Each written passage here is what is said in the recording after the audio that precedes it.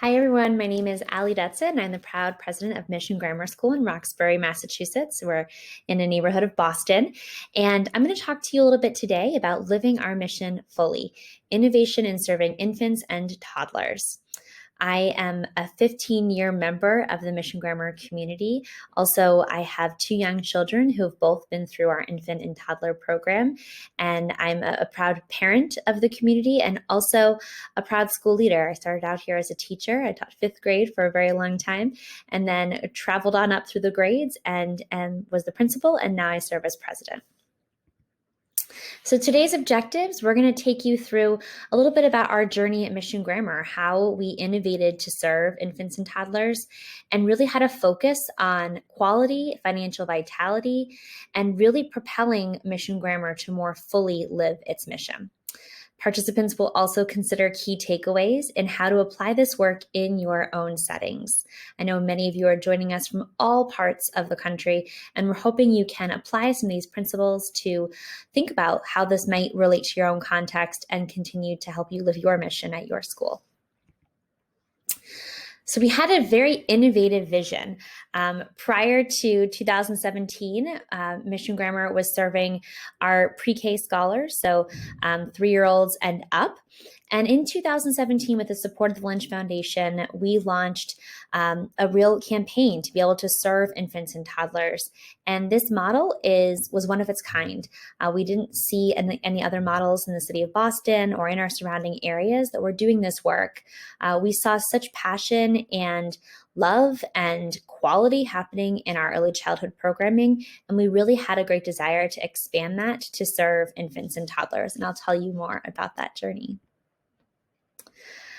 A little bit more about Mission Grammar. We are located in Mission Hill, which is a part of Roxbury and in Boston. We were founded in 1889 by the School Sisters of Notre Dame, and we work in partnership with the Redemptorist Order of Priests and Brothers. We have 287 scholars presently, and we serve infants through grade 6. We also have 38% of our scholars 0 to 5 using vouchers from the state. And then finally, 76% of our families qualify for free and reduced lunch. I'm going to show you a quick video, just a 2-minute video of our program so you can see our infants, toddlers, and pre-K in action.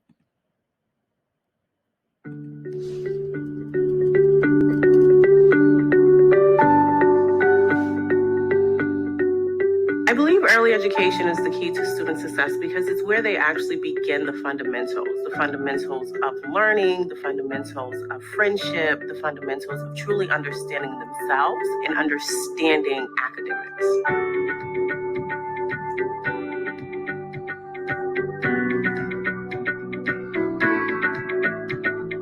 A quality early education program is first and foremost family-centered, a way for us to lift up families and the work that they're doing with their own children. Our parents are our first teachers, and having the opportunity to really support families fully.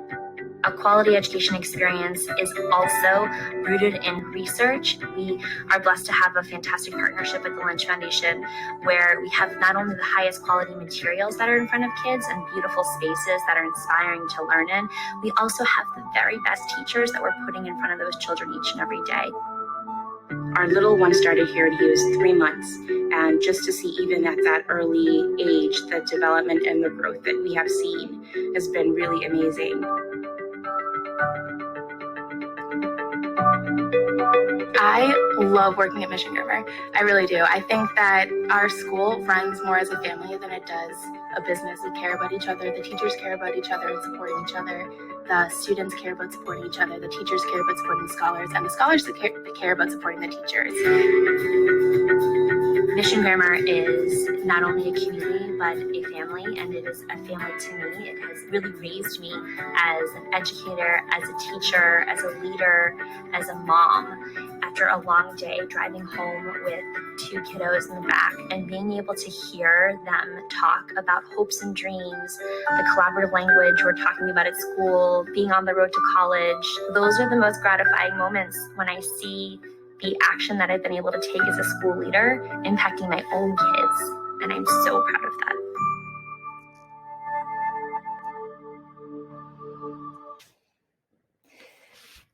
So that was just a lovely little representation of what happens at Mission Grammar on a daily basis. Right now, it's a little bit different because of COVID-19, but we've been able to implement all of the operating practices and safety practices to keep our scholars in person and learning even at the infant and toddler level. I keep talking about living our mission, and I wanted to bring that into this space right now. So our mission is that Our Lady of Perpetual Help Mission Grammar School is an urban college prep Catholic school dedicated to reaching individual excellence in a faith-based community rooted in gospel values. We constantly remind our children that they are living the gospel and they are on the road to college. And we know that having that vision at an earliest age possible means that we can meet our mission, live our mission more fully. And I'll talk a little bit about specifically how we do that. So in preparing to serve earliest learners, infants and toddlers, we did a lot of educational research. We know that high quality early childhood is rooted in research. And this learning matters, right? So we're able to prove to our families, to prove to our investors and the people that believe in us that this learning truly does matter. We know that 80% of brain development happens before a child is 2.5 years old. And that's almost before all Catholic schools begin. We've been constantly on this quest to figure out how can we serve children earlier. We knew that we were doing such a great job with our 3-year-old program, our preschool program. We were seeing tremendous results. But we also, with this data, know that 80% of that brain development happens before our kids were even getting to us. So wouldn't it be powerful if we could reach down and really offer this high quality opportunity to scholars at the youngest age possible? And we wanted to do that with a focus on quality. So experiencing a high quality education will have a lifelong impact. We know that it can fill gaps for children early on. Before children are 2 years old is when those brain development gaps begin to occur. And they're twice as likely to occur for children that are living in poverty. So focusing on quality, a quality early education experience is a non-negotiable for us.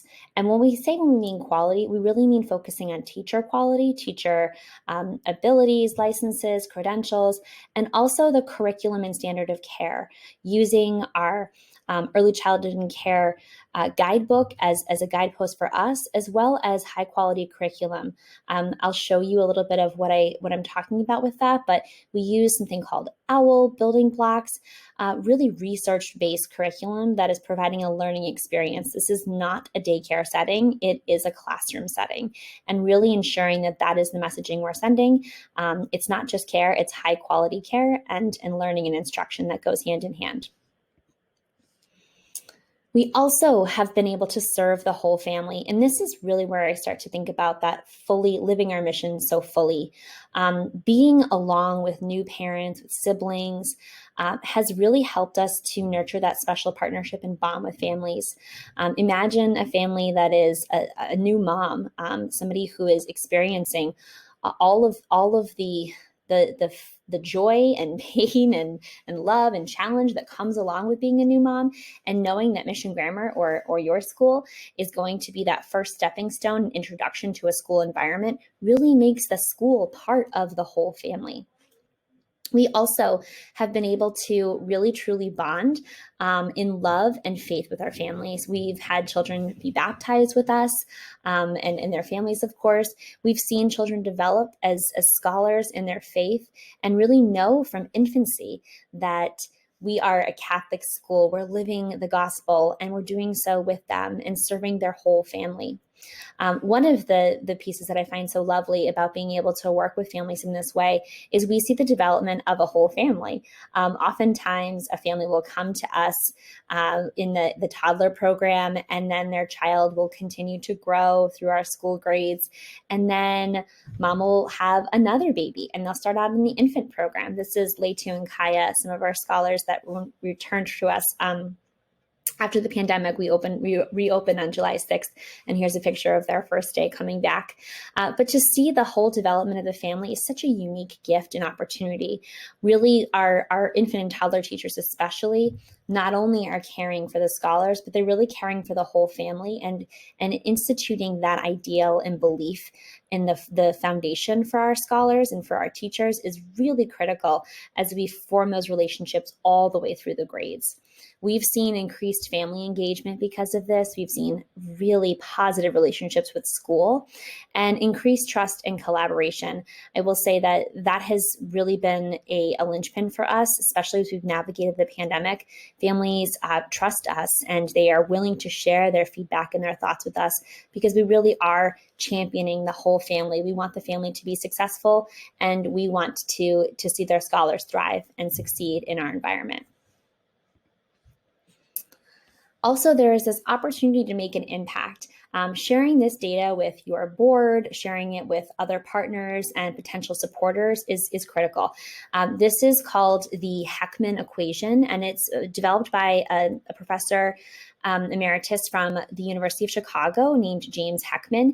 And he has done this lifelong body of research around return on investment in stages and ages of a child's development. So this trend here shows you what is the return on investment for children starting in early childhood. You can see there is a really high return on investment of 13% investing in children birth to age 5 education, which is a huge opportunity for us. And investment that means that we're supporting the lifelong outcomes of those children. So if an investor has the opportunity to give money to early childhood education, this is something that's compelling them to see like this makes a difference, not only for the school, but for the community and the child's ability to contribute back to the community when they become an adult. This also has been a significant support for our school. Financial modeling has been at the center of making this possible. And I want to just talk a little bit about how we've done that as a school community. First, we did our market research. We looked in our zip code and beyond with the help of the Lynch Foundation. We were looking at what is the average infant and toddler rate across Massachusetts. Right now, it's about $20,000 a year for infant care. In other Boston based facilities, it might be significantly more or a little bit less. So we really did our research and calling around and determining what was that average.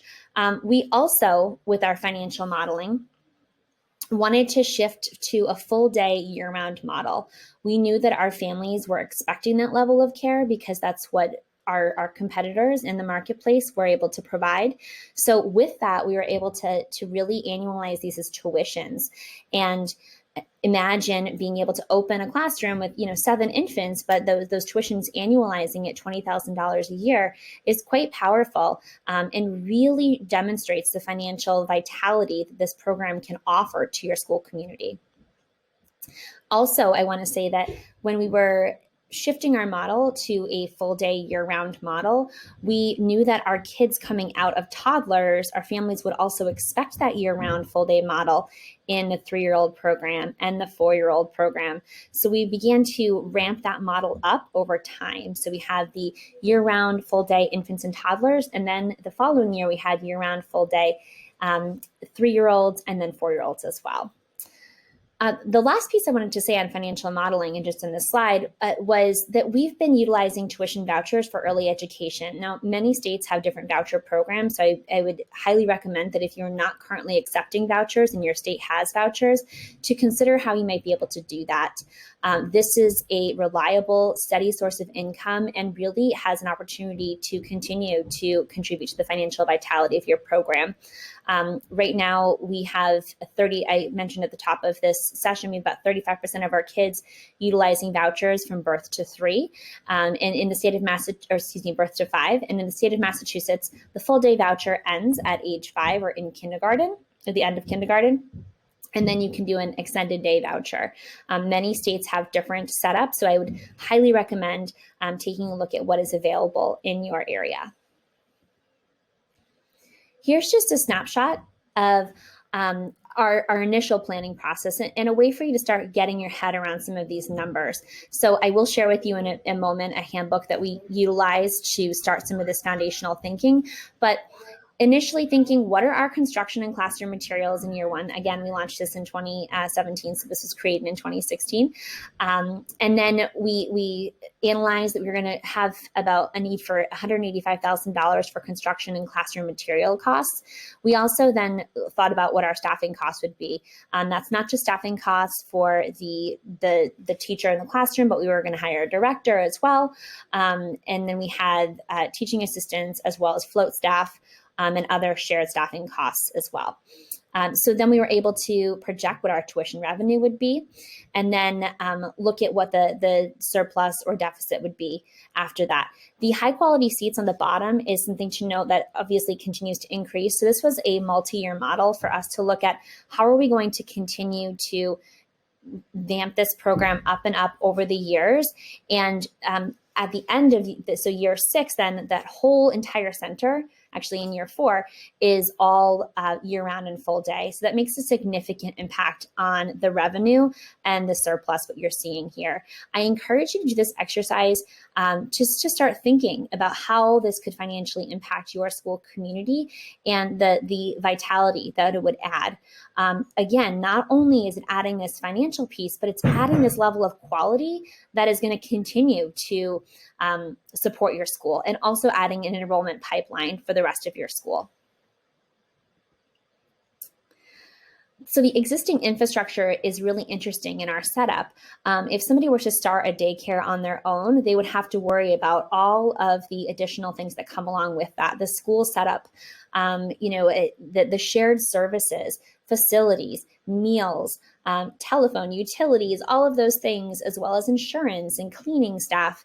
So we were really able to capitalize on the existing infrastructure and what we had in our existing school model, which was a financially stable model. We were able to add to that by using the existing infrastructure. And of course, there are things that we needed to update or add to improve our infrastructure to be able to serve all of these new scholars. But really, we were able to use that model and incorporate the younger learners as a part of it, which has been a real support for us. Also, it has the enrollment pipeline. We're utilizing that existing infrastructure of families knowing about us, families knowing who we are, what we do, to then extend down and serve more scholars. So you're not starting from scratch. You're really building this program with the strengths you already have in your existing program. So some advice on where to start. I highly suggest creating a proposal and sharing research with stakeholders and grant seeking. There's so much you can do with pre-planning.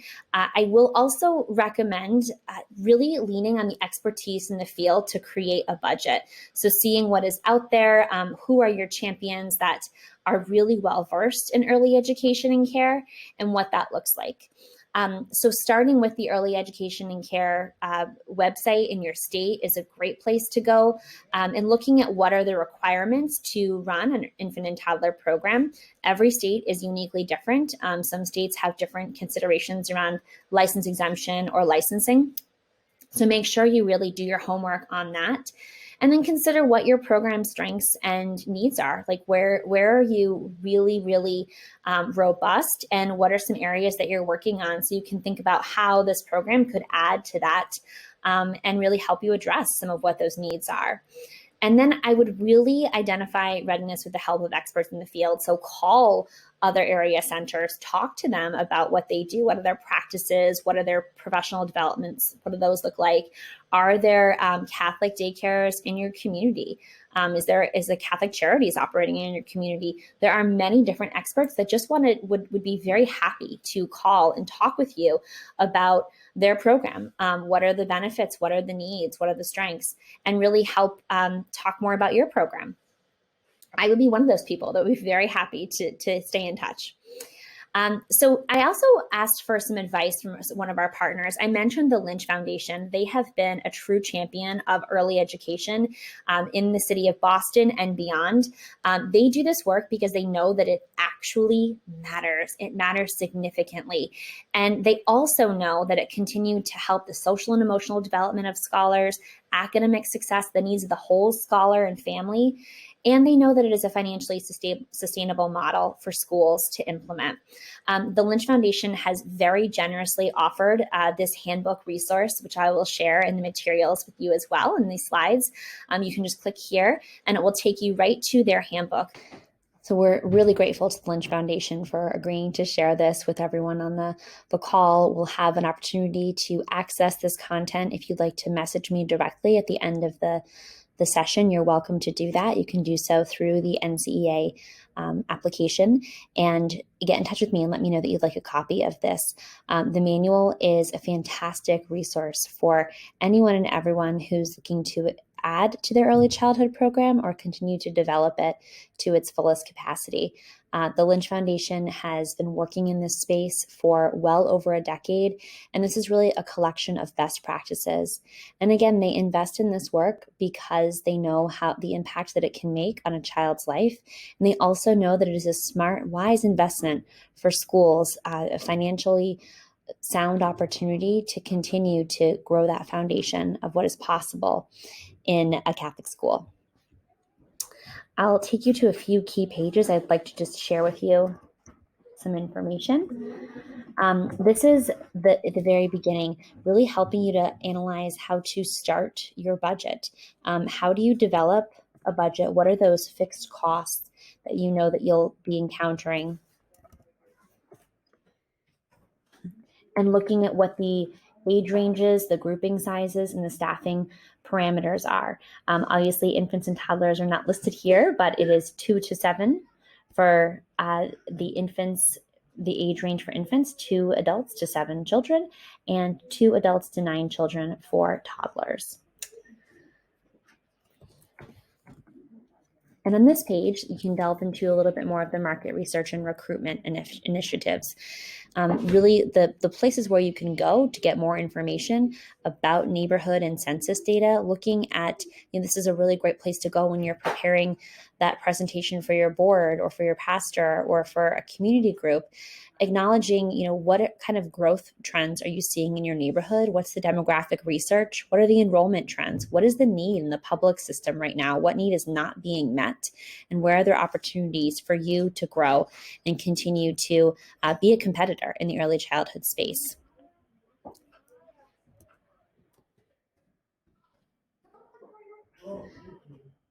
This page here also takes us to additional information on budget and finance, understanding your financial model and what that means. Down here is a bit of a comparison between 2 different schools with different setups, and it allows you to see the real impact on tuition revenue. And you can plug in your numbers of what your potential rates would be, as well as accounting for those costs, and then start to see how does this impact your bottom line as a school community. And here's a sample of looking at the classroom layout.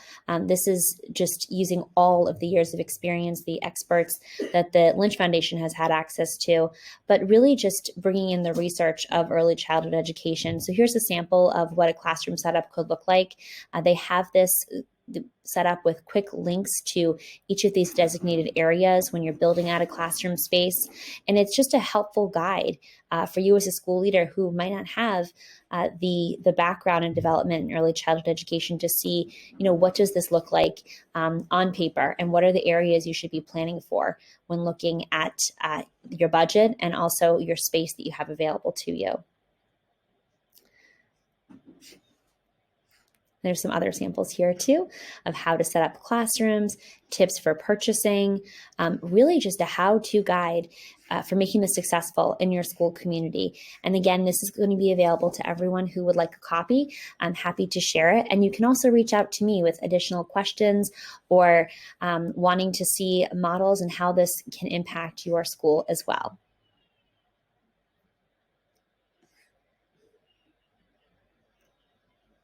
In Catholic schools, and having the opportunity to really partner with families and show them that at the most at the deepest level possible when they are starting out their journey as parents or as a family, and welcoming a new child, to be able to do that in a Catholic setting is so unique and such an opportunity.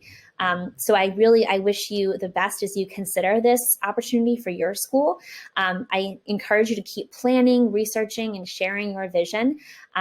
Please feel free to connect with us virtually at missiongrammar.org.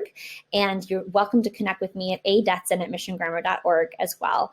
I wish you all the best, and thank you so much for learning more about Mission Grammar today and our path to innovation in serving infants and toddlers.